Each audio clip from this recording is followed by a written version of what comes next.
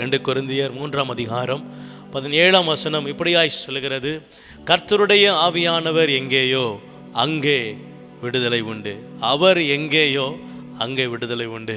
அவர் எங்கே இருப்பார் என்பது இதில் ஒரு கேள்விக்குறியாய் வருகிறது. அவர் எங்கே இருக்கிறார்? உண்மையுள்ள இருதயத்தோடு அவர் இருக்கிறாராம். இப்படியாக ஒரு வசனம் சொல்லுகிறது, உண்மையாய் அவரை நோக்கி கூப்பிடுகிற யாவருக்கும் அவர் சமீபமாக இருக்கிறார்.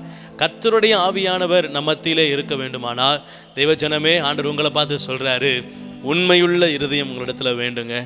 நீங்கள் உண்மையுள்ள இருதயத்தோடு பயபக்தியோடு கர்த்தரை உண்மையாய் தொழுது கொள்ள உங்கள் இருதயம் பரிசுத்தமாய் நேர்மையாக இருக்குமானா, ஆண்டவர் சொல்கிறாரு, உங்கள் வாழ்க்கையில் விடுதலையை கொடுக்க ஆவியானவர் இறங்கி வருகிறவராக இருக்கிறார்.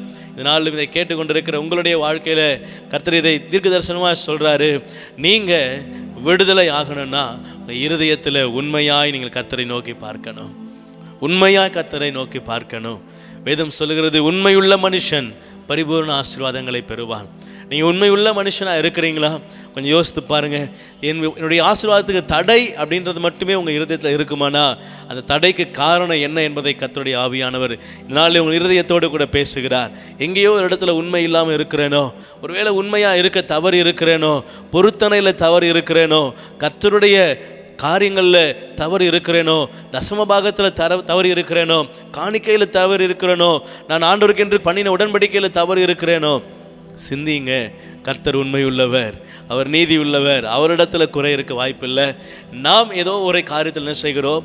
தடையாக நம்முடைய காரியங்களை நாமளே வைத்திருக்கிறோம்.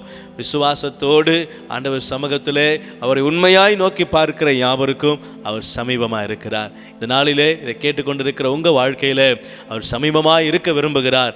ஆகவே இதை நீங்கள் கேட்டுக்கொண்டு இருக்கிறீங்க. உங்கள் வாழ்க்கையில் இருக்கிற ஆண்டவருக்கு பிரியமில்லாததுகளை அகற்றுங்க. கர்த்தர் உங்களோடு கூட தங்கியிருப்பார்.